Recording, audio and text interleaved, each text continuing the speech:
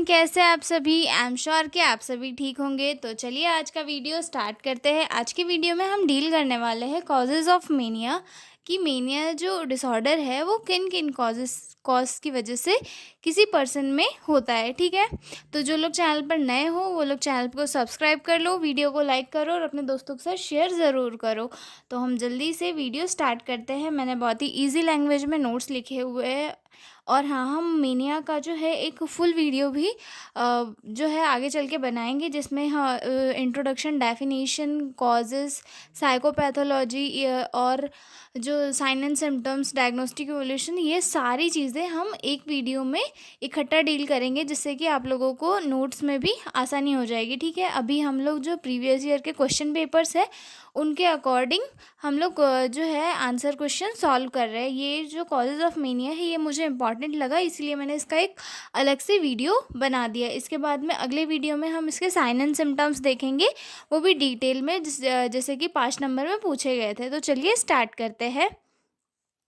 तो इसके कॉजेज़ मैंने नंबरिंग में लिख दिया, मैं इन्हें पहले रीड करती हूँ, उसके बाद हम इन्हें डिटेल में पढ़ेंगे। ओके, तो सबसे फर्स्ट आता है neurotransmitters and structural hypothesis. Then second है जेनेटिक फैक्टर्स। थर्ड है साइड इफेक्ट ऑफ मेडिकेशन।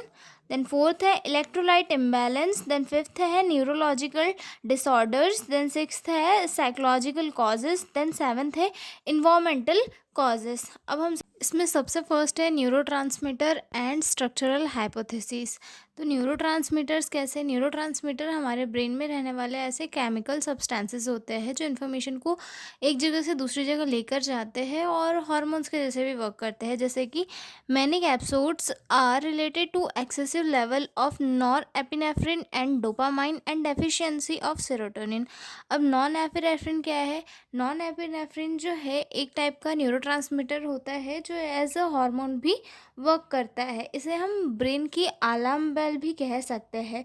ये जब स्ट्रेस होता है किसी पर्सन को, या फिर जब जैसे कोई खतरा होता है, उस कंडीशन में रिलीज़ होकर जो पर्सन है उसे प्रिपेयर होने के लिए बढ़ावा देता है, और ये पर्सन को मतलब मेंटली प्रिपरेशन के लिए तैयार करता है। और ये जो है किसी भी पर्सन के मूड, फोकस, मेमोरी और इन सारी चीज़ों का ध्यान रखता है, और जो डिप्रेशन है उसे भी कम करता है। तो जब किसी पर्सन की बॉडी में नॉन एपिनेफ्रिन का लेवल बढ़ जाता है तो वो पर्सन का जो माइंड है वो ज़्यादा एक्स्ट्रा वर्क करने लग जाता है, जो मेनिया के पेशेंट का एक सिम्टम होता है। ठीक है, और डोपामाइन, डोपामाइन क्या करता है? डोपामाइन भी एक हार्मोन और एक न्यूरोट्रांसमीटर होता है, जिसे हम फील गुड हार्मोन भी कह सकते हैं। मतलब ये तब रिलीज़ होता है हमारी बॉडी में जब कोई हम अच्छा वर्क करते हैं, तब हमारे माइंड में क्या है, एक प्लेजर, मोटिवेशन क्रिएट होता है। तो उस टाइम पे जो है डोपामाइन रिलीज़ होता है और हमें अंदर से हैप्पी हैप्पी फील होता है। लेकिन मेनिया वाले पेशेंट में इन दोनों का जो लेवल है वो नॉर्मल से ज़्यादा हो जाता है, जिसकी वजह से पेशेंट जो है हाइपर एक्टिविटी करने लगता है। ठीक है, अब उसमें and the deficiency of serotonin. अब ये सेरोटोनिन क्या होता है? सेरोटोनिन जो है हमारी बॉडी का एक नेचुरल मूड स्टेबलाइज़र होता है, जो मूड को सुखद बनाता है और डिप्रेशन और एंजाइटी से प्रिवेंट करता है। ये हमारी स्लीप साइकिल को भी रेगुलेट करता है। ये हमारी जो कॉग्निशन मेमोरी होती है, यानी कि अटेंशन हो गया, लर्निंग प्रोसेस हो गई, इसमें मदद करता है, और हमारी जो डिसीजन मेकिंग है उसमें भी हेल्प करता है। लेकिन जब इसका लेवल कम हो जाता है तो उसकी वजह से जो पर्सन है उसकी बॉडी में जो मेंटल एक्टिविटीज़ है वो डिस्टर्ब हो जाती है और मैनिक कंडीशन जैसे सिचुएशन क्रिएट हो जाती है। ठीक है, अब सेकंड पॉइंट देखते हैं, जेनेटिक फैक्टर्स। जेनेटिक फैक्टर्स में जो ट्विन बेबी होते हैं उनमें हायर रिस्क होते हैं मेनिया के। Twins have higher rate of incidence than normal siblings. Side effect of medication, मतलब कुछ कुछ जो मेडिसिन्स होती है उनके साइड इफ़ेक्ट से भी जो है मेनिया कॉज होता है। तो इसमें कुछ मेडिसिन्स मैंने लिखी है, जैसे कि एम्फेटामाइंस हो गया, एंटी डिप्रेसेंट्स ड्रग हो गया, कॉर्टिकोस्टेरॉइड्स हो गया, या फिर ब्रोमोक्रिप्टीन्स हो गया, या फिर लेवोडोपा जो एक एंटीसाइकोटिक ड्रग है वो हो गया, इनके साइड इफ़ेक्ट की वजह से भी जो मेनिया है वो कॉज़ हो जाता है, क्योंकि मेडिकेशन जो है सीधे पर्सन के माइंड पे वर्क कर माइंड पे जाके अफ़ेक्ट करती है, और माइंड पे जाके अफ़ेक्ट करने की वजह से जो है मेंटल स्टेबिलिटी डिस्टर्ब हो जाती है और पर्सन को मैनिक एपिसोड्स होने लगते हैं, ठीक है। अगला पॉइंट है electrolyte imbalance. Increase level of intracellular sodium and calcium can cause bipolar disorder या मूड डिसऑर्डर।